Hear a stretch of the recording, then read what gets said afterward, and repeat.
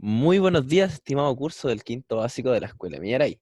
La lección de hoy día está por titulada Las culturas americanas. Mientras tanto, de subtítulo, o para reflexionar, queda la frase, cuando el descubrimiento solo fue un encuentro.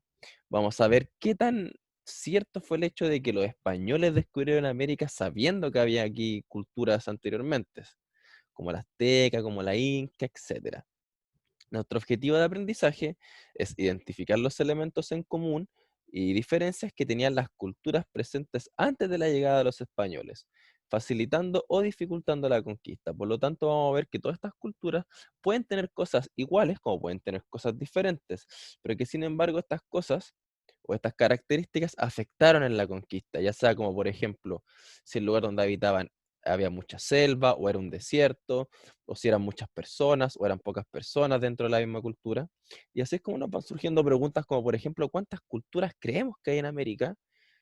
¿Estas culturas eran diferentes entre sí? Por ejemplo, un mapuche será diferente a un atacameño en los tiempos de la conquista. Es una gran pregunta, puesto de que miren este continente, que es el continente americano, empieza en el polo sur y termina en el polo norte, de hielo a hielo.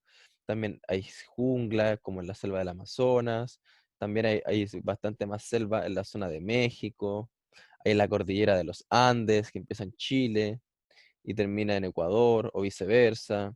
¿Y habrán estado en toda América? En las islas, en los glaciares. Bueno, vamos a ver esta primera imagen para empezar nuestro ejercicio. Aquí en la primera foto tenemos a Tenochtitlán, que fue la capital del Imperio Azteca. Y por otro lado tenemos a Venecia, una de las ciudades más grandes y ricas que habían en el tiempo de la conquista. Ambos dibujos son del mismo siglo, entre el año 1500 y el año 1600, que es el siglo XVI. Podemos ver de que ambas son ciudades grandes.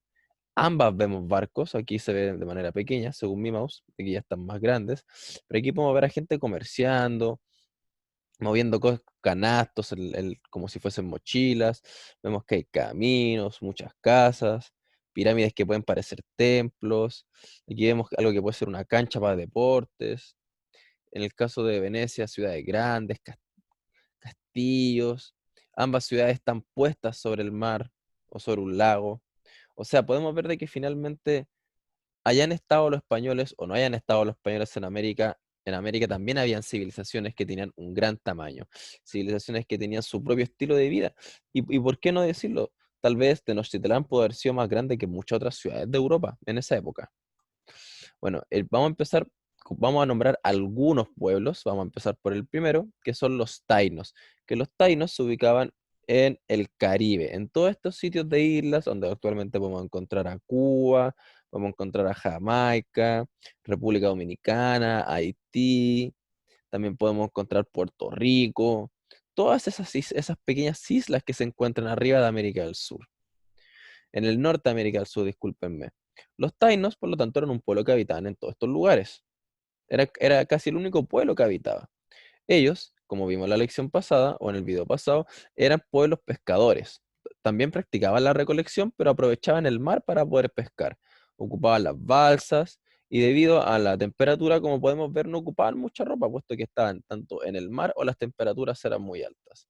Esta imagen también pueden representar cuando llegaron los españoles al continente americano, puesto que los taínos fueron el primer pueblo que tuvo contacto con los españoles y los conquistadores. Vamos a ver una pequeña cronometría, o sea, vamos a ver cómo fue pasando el tiempo con la llegada de los españoles y cómo respondieron los taínos. Bueno, en la primera foto podemos ver la llegada de los españoles y el primer contacto con los taínos, cuando ellos los confundieron con dioses, puesto que tenían ropa diferente. Tenían una cruz grande, tenían grandes chalecos, grandes mantas, armaduras de metal, caballos, cosas que los indígenas del Caribe nunca habían visto. Luego, podemos ver de que los españoles llegaron a la isla y empezaron a construir fuertes, como el Fuerte Navidad y la Fuerte La Isabela, lo cual hizo que finalmente los taínos pensaran, oh, estos no son dioses, son enemigos que vienen a conquistar nuestra isla. Así que los taínos se unieron y le declararon la guerra a los españoles. Hasta que en una batalla que se llamó la Batalla de la Vega Real, que aquí está el Fuerte La Isabela, que aquí fue la Batalla de la Vega Real, ganaron los españoles y se adueñaron de la isla y lentamente se fueron adueñando de todas las islas del Caribe. obviamente habiendo mucha guerra y mucha muerte del pueblo taíno. Mientras que el último paso fue que los taínos ocurrió un proceso de mestizaje, o sea que los taínos se empezaron a reproducir con los españoles y lentamente los taínos se fueron desapareciendo de como un pueblo. Pero este fue el primer encuentro que tenían y recordar que eran un pueblo pescador. Bueno, también los españoles se encontraron con los mayas, que eran un pueblo que en el pasado tuvieron mucho éxito, fueron un pueblo muy grande. Pero miren la característica especial que tenían. Bueno, en primer lugar, ellos se encontraban en esta península, que la península es un pequeño espacio de tierra, cual sobresale de un continente. ¿Ven? Aquí está el continente como tal, el continente norteamericano, pero aquí hay una protuberancia, y esa es una península. Y ahí vivían ellos, la península de Yucatán. Y aquí podemos ver cómo ellos vivían por ciudades. Podemos ver que cada construcción acá son ciudades. Estaba la ciudad de Copán, por ejemplo, estaba la ciudad de Chichen Itza, habían diferentes tipos de ciudades, pero lo especial de ellos es de que cada ciudad era como un país, cada país tenía su propia regla, como si Temuco tuviese sus propias reglas, diferentes a las de Conce, diferentes a las de Santiago, pero aún así pertenecemos al mismo país. Es diferente porque acá todas las ciudades tienen las mismas reglas, ¿ya? Y era diferente a los tainos, puesto que los tainos no alcanzaban a tener ciudades, sino que ellos vivían en aldeas, en pequeños poblados. Muchas veces ni siquiera tenían eso, simplemente andaban navegando nomás, buscando comida. Así que los mayas desarrollaron esto, pequeñas ciudades. ¿Qué pasó con ellos finalmente? Bueno, en esta imagen se puede ver que ellos peleaban mucho entre ellos. De hecho, que fueran ciudades distintas, pero iguales a la vez, porque mantenían la condición de ser maya, y hacía que pelearan entre ellos. Y finalmente, de a poco, la civilización maya fue cayendo gracias a ellos mismos. Dicen que estas peleas también eran por la falta de alimento. No tenían una unidad, así que tenían que pelearse por la comida, tenían que pelearse por la madera, por el agua. Finalmente, pelearon mucho. ¿Y qué creen que pasó cuando los españoles llegaron y se encontraron con los mayas que estaban ya decaídos, con ciudades ya perdidas? Posiblemente los españoles tuvieron una pelea corta con ellos y fueron fáciles de sublevar, de hacerlos esclavos. Luego, un poco más al norte, vamos a retroceder. Si aquí estaban los mayas, los aztecas se encontraban aquí, en esta zona. Sí, miren mi mouse, un poco más al norte. Convivieron con los mayas, pero no tanto, puesto que correspondían a diferentes épocas. El imperio azteca era un imperio grande y poderoso, puesto que era un imperio guerrero. Le gustaba invadir a sus vecinos.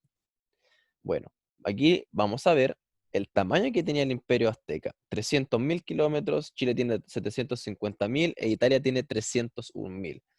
El imperio azteca era más grande que Italia y era la mitad del tamaño de Chile, solamente para hacerse una idea. Los aztecas fueron grandes porque, como estábamos diciendo, ellos les gustaba conquistar a sus vecinos.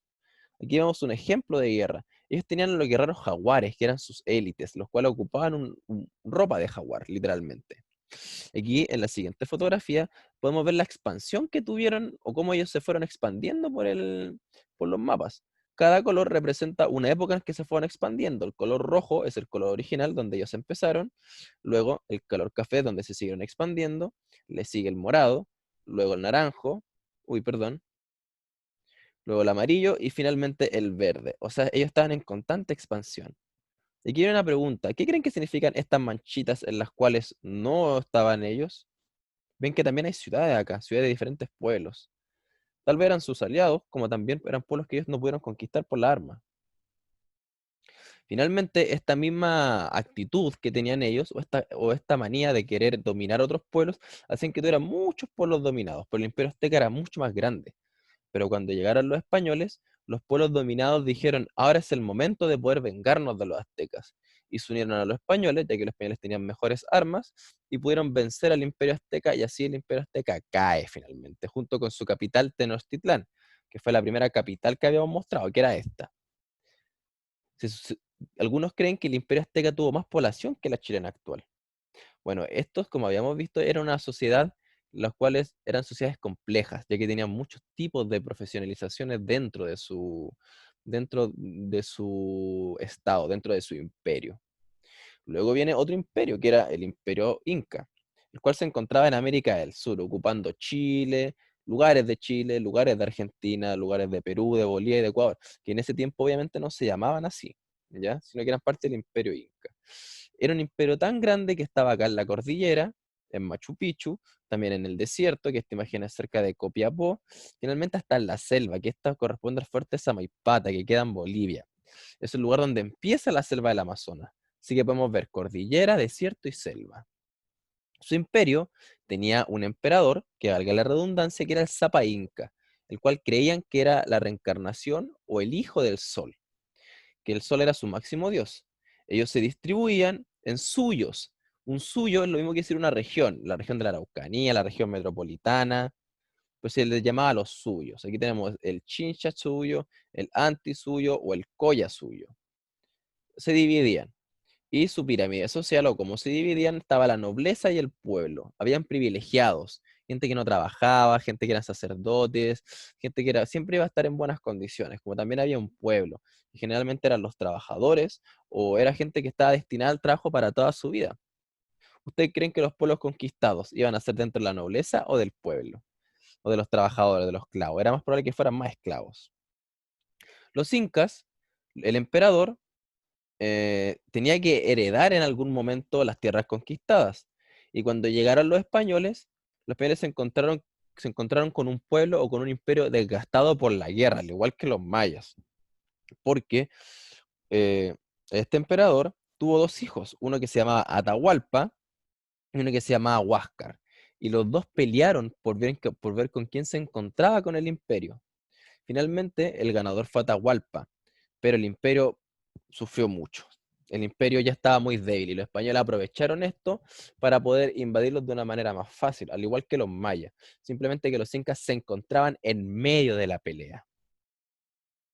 Luego, más al sur, se encuentran, perdón, los incas también corresponden a una cultura compleja, al igual que los aztecas. Recordemos entonces, los tainos corresponden a una sociedad recolectora o pescadora, los aztecas a una sociedad compleja y los incas también a una sociedad compleja. Mientras tanto, nos encontramos con uno de los últimos pueblos que vamos a ver hoy día, que son la cultura mapuche. Los mapuches vivían en una zona que se llamaba el Gualmapu, que queda entre Argentina y Chile, especialmente desde el río Choapa a la isla de Chiloé.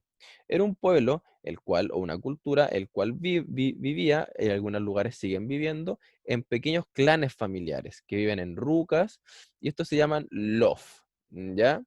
A diferencia de, por ejemplo, los tainos vivían en bandas, son más chicas.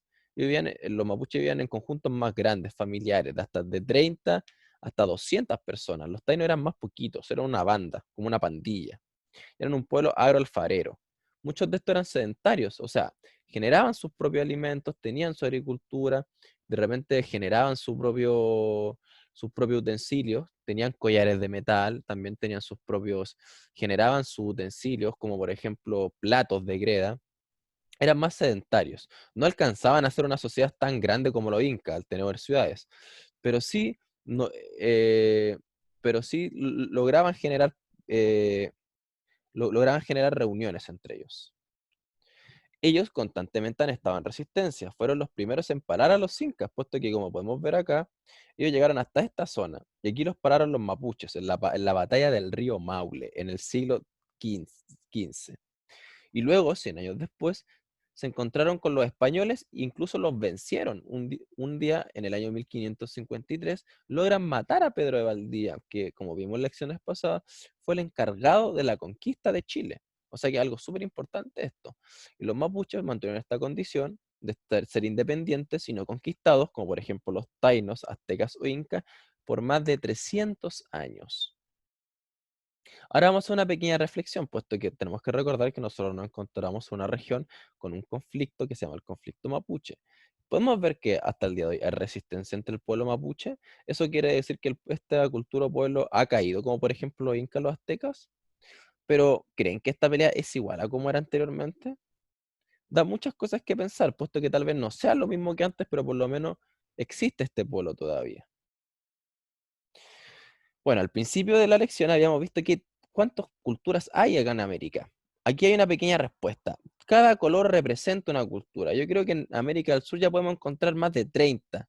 En América Central, más de 10, y en América del Norte, más de 15.